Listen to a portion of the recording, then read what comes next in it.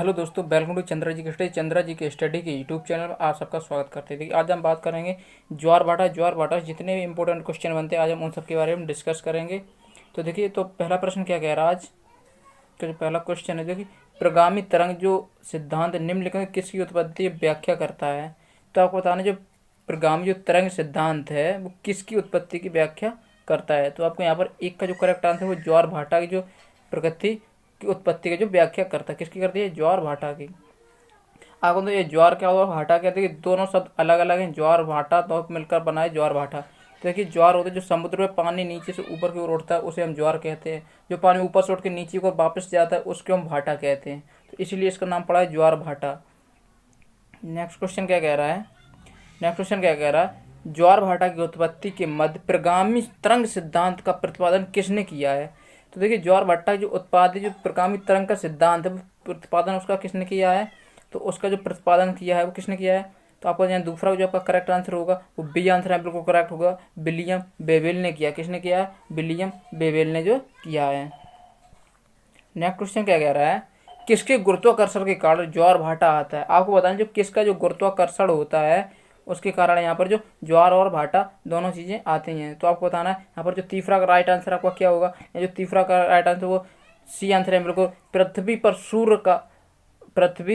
सूर्य और चंद्रमा का होता है। किसका, पृथ्वी पर सूर्य और चंद्रमा का दोनों का जो गुरुत्वाकर्षण होता है उसके कारण ही जो ज्वार और भाटा आते हैं। नेक्स्ट क्वेश्चन क्या कह रहा है, असाधारण रूप से उच्च एवं निम्न ज्वार जो अमावस्या या पूर्णिमा को जबकि सूर्य चंद्रमा और पृथ्वी लगभग संरेखित हो जाते हैं उन्हें क्या कहते हैं। तो यहाँ पर जो फोर्थ का आपका जो चौथा का जो करेक्ट आंसर होगा उसे कहते हैं बृहत ज्वार कहते हैं। क्या कहते हैं, बृहत ज्वार। जिसे बृहत ज्वार को तो बहुत बड़ा ज्वार आता है या फिर स्प्रिंग बोल सकते हैं, क्या स्प्रिंग या फिर बहुत बड़ा ज्वार कह सकते हैं इसे।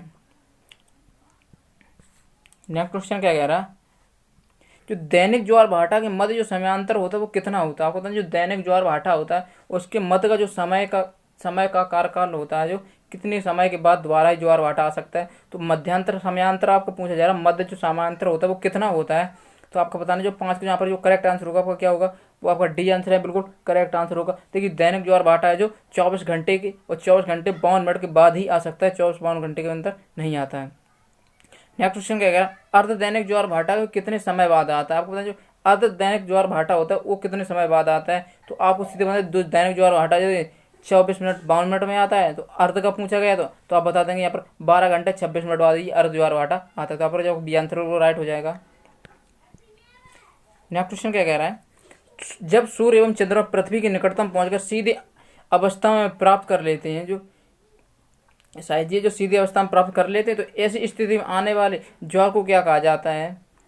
तो देखिए जब सूर्य और चंद्रमा के निकटतम पहुंचकर सीधी अवस्था में जो स्थिति प्राप्त कर लेते हैं उसको ऐसी अवस्था में ज्वार को हम क्या कहते हैं। तो आपको यहाँ पर जो 7 का राइट आंसर हो जाएगा वो ए आंसर पर को फायराइट हो जाएगा, उसे हम ज्वार भाटा कहते हैं। क्या कहते हैं, बृहद ज्वार कहते हैं। क्या कहते हैं, बृहद ज्वार या बड़ाफा ज्वार कहते हैं। नेक्स्ट क्वेश्चन क्या कह रहा है, महासागरों और समुद्रों में ज्वार भाटा किसके और किन के कारण होते हैं या होती हैं। तो आपको बताना है यहाँ पर। तो यहाँ पर जो 8 का बिल्कुल करेक्ट आंसर होगा वो क्या होगा। देखिए यहाँ पे आपको एक तरफ कूट दिया गया, उसको यहाँ पर करेक्ट आंसर चुनना है किस प्रकार से। पहला क्रम आपको यहाँ पर दिए गए, यहाँ पर आपको आंसर बताना है। ये क्रम दिए गए हुए हैं आपको, तो यहाँ से आपको बताना है। तो देखिए यहाँ पर जो 8 का जो आपका करेक्ट आंसर होगा वो यहाँ पर डी आंसर, बिल्कुल करेक्ट आंसर डी होगा। सूर्य का गुरुत्वीय बल और चंद्रमा का गुरुत्वीय बल और पृथ्वी का अपकेंद्रीय बल मिलके ही ज्वार भाटा जो है आते हैं। देखिए यूपीएससी 2015 में पूछा हुआ क्वेश्चन है, ये मोस्ट इंपॉर्टेंट क्वेश्चन है, इसको आप बिल्कुल याद कर लीजिएगा। नेक्स्ट क्वेश्चन क्या कह रहा है, इससे आपको कथन दिया गया है। कथन ए में किसी स्थान पर प्रत्येक महीने में शुक्ल पक्ष एवं कृष्ण पक्ष की 7वीं और स्लैश जो 8वीं को जो लघु ज्वार आता है। कारण दूसरा क्या है, इस दिन जो सूर्य चंद्रमा समकोणीय स्थिति में होते हैं। तो यहाँ पर आपका 9 का जो करेक्ट आंसर आपको बताना क्या होगा। देखिए आपका 9 का जो यहाँ पर जो करेक्ट आंसर वो ए आंसर है, बिल्कुल करेक्ट आंसर होगा। ए और आर दोनों सही है, जबकि आर ए की सही व्याख्या करता है। तो यहाँ पर जो है ए आंसर बिल्कुल आपका राइट होगा।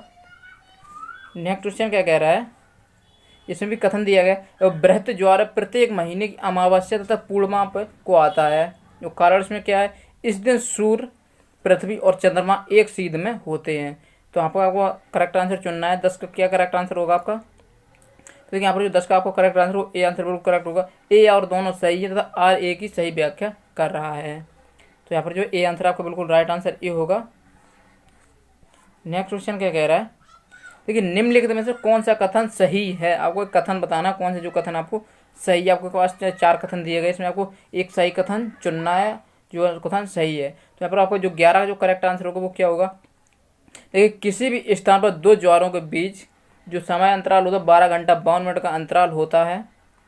यहाँ पर जो 52 घंटे का अंतराल होता है। और दूसरा जो लघु ज्वार में सामान्य ज्वार में जो 20% नीचे ज्वार आता है, इसमें कितना है 20% जो लघु सामान्य ज्वार से तो 20% जो लघु ज्वार जो सामान्य ज्वार से नीचे 20% नीचे आता है। जबकि जब सूर्य चंद्र पृथ्वी एक सीध में होते हैं तो बृहत ज्वार आता है। तो आपको ध्यान रखना है कि सूर्य और चंद्रमा पृथ्वी जब एक सीध में होंगे तभी जो बृहत ज्वार आता है। तो यहाँ पर आपका जो डी आंसर होगा बिल्कुल सही होगा। उपरोक्त जो तीनों आंसर जो है बिल्कुल सही आंसर तीनों हैं। तो यहाँ पर जो उपरोक्त सभी आंसर है आपका यहाँ पर राइट आंसर होगा डी। नेक्स्ट क्वेश्चन क्या कह रहा है, विश्व में सबसे ऊंचा ज्वार कहाँ आता है। आपको बताना है जो विश्व का जो सबसे ऊंचा ज्वार है वो कहाँ पर आता है। तो आपको यहाँ पर 12 का जो करेक्ट आंसर आपको बताना है वो क्या है, तो वो फंडी की खाड़ी में आता है। कहाँ आता है, फंडी की खाड़ी में जो विश्व का सबसे ऊंचा ज्वार आता है। तो आपका यहाँ पर जो सी आंसर होगा बिल्कुल सही होगा। नेक्स्ट क्वेश्चन क्या कह रहा है, ज्वार भाटा की उत्पत्ति निम्नलिखित में किसका प्रभाव अधिक होता है। देखिए ज्वार भाटा की जो उत्पत्ति होती है उसमें जो किसका प्रभाव है जो सबसे अधिक होता है आपको बताना है। तो देखिए 13 का या लास्ट क्वेश्चन है इसका, आपको क्या क्वेश्चन का आंसर होगा, वो चंद्रमा का होता है। किसका है, जो चंद्रमा का जो प्रभाव है इसमें सबसे अधिक होता है, जिसके कारण जो ज्वार भाटा की उत्पत्ति में सबसे अधिक प्रभाव किसका होता है, तो चंद्रमा का होता है, ना कि सूर्य का होता है, ना कि पृथ्वी का। तो यहाँ पर आपका जो सी आंसर होगा बिल्कुल राइट होगा। तो आज की क्लास यहीं समाप्त करते हैं। तो आई होप, मैं आशा करता हूँ वीडियो अच्छी समझ में आ गई। अगर वीडियो अच्छी समझ में आ गई तो वीडियो को लाइक करें, जरूर बता दें कैसी लगी है, और फिर कमेंट करके मुझे बताएं कैसा वीडियो लगा, और वीडियो को लाइक कर दें। और चैनल पर नए चैनल को सब्सक्राइब करें, बेल बटन प्रेस करें, जिससे कि ऐसे ही आने वाले लेटेस्ट वीडियो नोटिफिकेशन आपके पास बिल्कुल फ्री में पहुँचते रहें। Thanks for watching and subscribe my channel. जय हिंद।